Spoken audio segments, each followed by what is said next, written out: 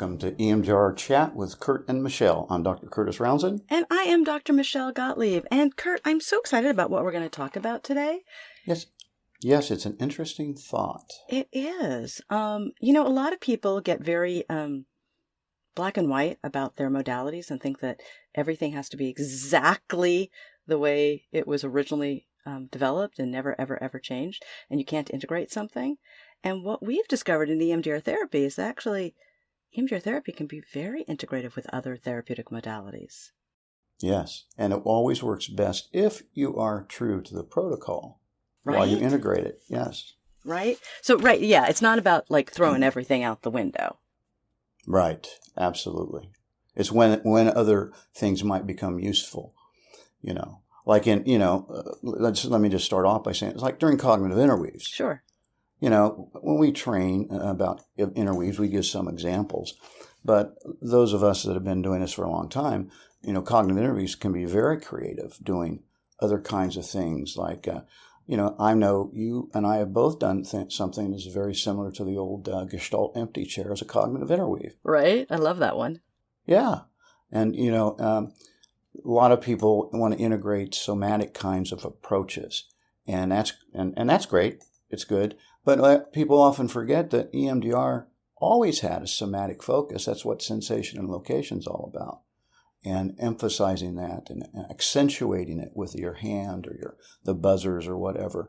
So all of that has already been, a lot of it has been integrated in EMDR already. It's a matter of using things that may be helpful and adaptive for your particular client. Right. And as you said, always staying true to the protocol. So, like, for example, let's go back to that empty chair one, because that is one I love. Yeah. So let's say I've got a client who is mad at her father, and we could do a cognitive interweave, like if she gets stuck there, of, look, imagine you're seeing your father and talk to him. And we can do nonstop BLS while she's talking to her dad, right? As an interweave. Right, exactly. And I've even had them stand up and move from one chair to another, just like the old Gestalts used to do. Right. Not always, but that's something I have done. Right. And it the answer is always it depends, of course. Right. But then there's you talked about somatic things. One that I totally stole from you, and I admit that I stole from you, is, if you have a client who is, as she's stuck in the memory, like she can't move, Right. where you literally pull them up, doing nonstop BLS on their hands the whole time, and pull them up out of, the couch or whatever, and that they get movement. It's interesting you said that, because I saw a video of Dr. Ruth Lanius a while back, when she was really talking about the freeze response in, part of it is polyvagal theory, the freeze response. And she said something that I've been doing for years, and I hadn't just done it because it felt right. But in her research, she found when people were in a freeze response, if she could get them to do micro movements, like start with moving a finger. Oh, I like that. Start with lifting up your foot. Right. Moving your hands. That seemed to help move them through the freeze response, which is a frozen memory network. Sure. It's there, and the patient is reliving what they had to do to survive. And just that little bit of active movement, just little tiny micro movements, I believe she called it, found it helpful to move them through that freeze response. I thought that was, and she's, done research on that sort of thing, because she's a research person. Right. Now, have you ever done, I know I've done this a couple of times, and it's always been interesting, and have you done it as well, that sometimes it's the opposite. I want you to make a bigger movement. Right? Yes. Mm-hmm. And that can also be really interesting, because maybe, that as they get louder or bigger or stand up or, that can also make a difference to them. And one of the things, just to add on to that, and using that little kind of, I'm going to call it an interweave, and using that kind of interweave, I've had the client spontaneous say that as my voice got louder, in my head, I got bigger. Right? Isn't that fun? Like the little kid is growing up. And I love it, like when the person sits and says, I was always looking up at my dad in the memory, and right now I'm looking down on him. That's a really great internal shift. Right. And sometimes in order to get that, again, talking about that integrative piece again, which is again more gestalty, is okay, stand up, look down on your dad, and we'll do a set. Right. So, okay, let's continue to play with this a little bit. Yeah. You had kind of mentioned or referred to SICEs, right? The image, cognition, emotion, or body sensation, that any one of those can be parts of that cognitive interweave, or that where we do integrative information. Right. So, okay, I'm going to challenge you on this one, because I know this goes against a lot of what we talk about. But you know that you just did a great kind of CBT maneuver there. And that's what I was going to ask you. Oh my God. Yeah. Yeah. Where again, I consider where I put a lot of the integrative stuff is in the interweaves and get them moving if they're stuck. My primary focus is the EMDR protocol as it is, and then I just add little pieces that help the person move. And in our trainings, I'm very strongly about CBT, and it's a great tool. But I say when it deals with trauma, it may not be the most effective because it's a top-down approach to trauma, and dealing with cognition and then moving sort of down, if you will, down the spinal cord. And EMDR, like some of the other somatic approaches, are really a bottom-up approach. Sure. And trauma often needs to be dealt with from bottom up, but CBT is a great toolkit, both in preparation phases, where you can challenge beliefs that come up, and particularly in helping them learn to cope after the trauma work is over. Okay. It's like DBT, dialectical behavior therapy. What a wonderful complement, either as part of the preparation phase or just helping them learning how to cope and maintain and contain and control. Some of those tools are extremely helpful. And we even talk about that in our training. Right. And this is the overarching trauma therapy, how to deal with trauma of the three phases, right? This is an EMDR phases. This is trauma work phases, where the last phase is that kind of, okay, now how do you deal with your world in a healthier manner, right? That's right. But and that's what you were saying about, be aware that when we talk about integrating the different modalities, the different therapeutic modalities, it's not necessarily in phases 4, 5, and 6 in the reprocessing phases. It might be during phase 1 history taking. It might be during phase 2 preparation. It might be phase 7 closure. I mean, right? We can integrate in all of the phases. Absolutely. And one of the very popular ones today, I see a lot, and I think we even have some workshops online for it. It's integrating internal family systems with EMDR therapy. Mm-hmm. And that's useful when particularly doing ego states work, that sort of thing.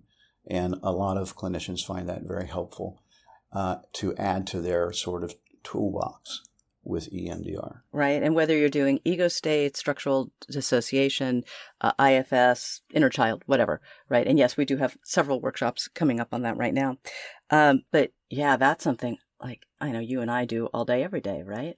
Right. Letting that adult loving part go back and nurture that child part who's so scared, right? All of that kind of stuff.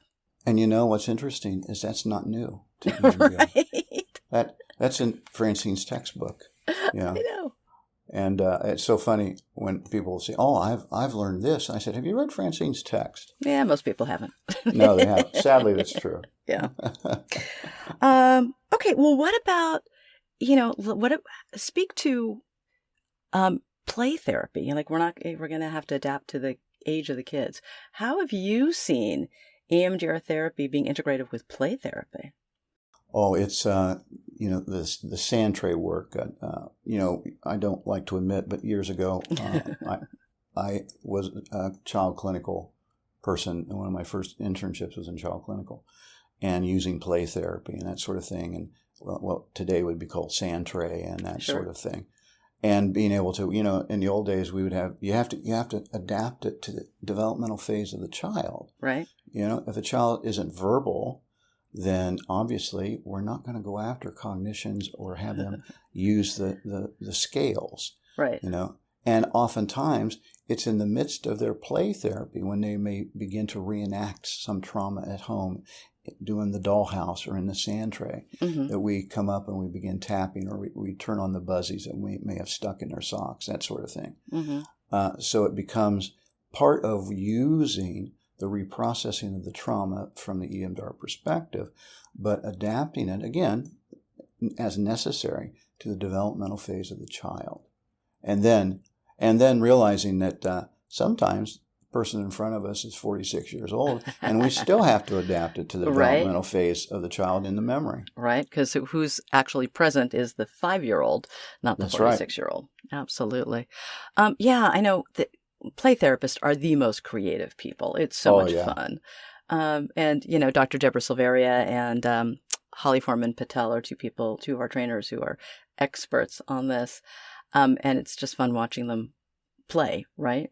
But I had one kiddo who we could do the phase 3 assessment activation phase, kind of, sort of, which was fine. But he was not going to just sit and watch the lights go back and forth. Oh, yeah. So he sat and drew. I put the buzzard underneath his thighs, and he drew, for a while. And when he told me he was done with the drawing, he turned off the buzzers. He told me about the drawing, and I said, "Okay, draw the next picture." Yeah. Right? And that can work really, really well. You can become very creative even with the form of BLS. Maybe you use a magic wand or a feather. Right. I have a Harry Potter wand. There you go. Yeah. There you go. Right.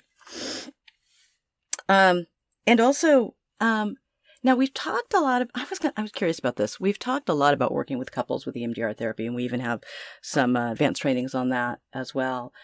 So I don't want to spend a lot of time on that, but Curt, have you ever seen, done, heard of EMDR therapy with families? Yeah. It's the same context. It's just you got a bigger stage. You have more people. And I've actually, I've usually in family therapy where it's done, it's usually been where there's been a shared trauma. Right. I'm sure other people use it in different ways, but if the family was in a motor vehicle accident, or if they lost a close loved one, and they all share that trauma and loss, doing it, being together as a family. And there are some of the group protocols that are very helpful with that as an extension of the EMDR protocol in a family setting. It can be very helpful in helping the family together support one another and increase the bond and the cohesion of the family as they share their pain of whatever trauma that they've experienced together. Have a family member watch another family member process their aspect of the trauma can be extremely healing for them. There was a piece of video that I saw of a GTEP training, which is one of the group protocols, of a family that the house burned down. And watching them all go through it together. Yeah. Very powerful. Very, very powerful. And healing as you were saying, on many levels for this family. Right? And everything we're talking about, we always talk about that there's only one protocol, and that's the one, Francine, the standard protocol. But we adapt it based upon the need of the client, based upon the circumstance, situation. And so many of the things that you may have seen added as an adaptation to the EMDR protocol really comes out of necessity. It's like the group protocol and the butterfly hug. That came out of necessity. Right. Of being confronted with, I forget how many children who had lost loved ones. And Ignacio goes down and, how are you going to do work with all these kids? And so I think his wife had basically, improvised it. And now we have the butterfly hug. It was out of necessity. And Michelle, the fact that we do EMDR and we even do some of our trainings through a thing called Zoom came out of necessity. Right. It's changed how we do things. So many of the stuff that we see today really grew out of the need to stretch because of what was necessary to make the person that we're working with move through their traumatic experience to the other side. So now let's talk about, because yes, I agree. We do need to adapt to our client. Absolutely. But we started this podcast with saying, stay true to the protocol. So how do you walk that line of staying true to the protocol, the research, what we know works, integrating as necessary, adapting as necessary, but still actually doing EMDR therapy? Oh, yeah. Most of the stuff I've just talked about usually comes, and I usually use those things when the patient gets stuck, when they're looping, that sort of thing.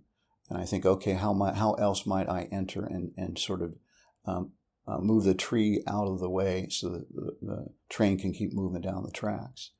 And sometimes, patients come in, if I start referring to parts work, is that I'm often taking that off from what the client has said.